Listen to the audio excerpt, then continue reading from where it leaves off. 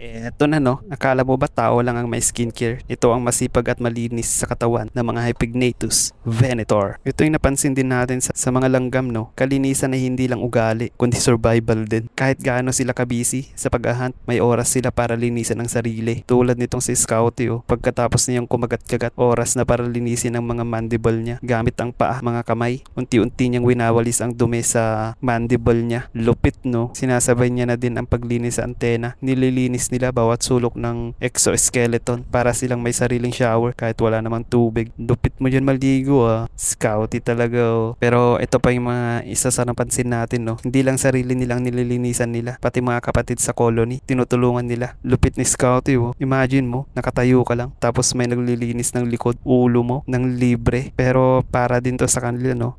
Ang resulta, isang malinis, ligtas, at healthy na pugad sa mundo ng maliliit na langgam no, at puno ng panganib. Ang simpleng paglilinis sa katawan ay sandata laban sa kamatayan. Sa bawat himas ng antena, sa bawat hagod ng binte, nakasalalay ang kaligtasan ng kanilang kaharian. Sila ang mga Hypignatus Venator, ang mandirigma sa labas, ngunit sa sarili, tagapangalaga ng kalinisan sa katawan. Sana all naliligo araw-araw. Dahil dito sa Langgam Lens no, ang maliliit na nilalang ay siya ang bida.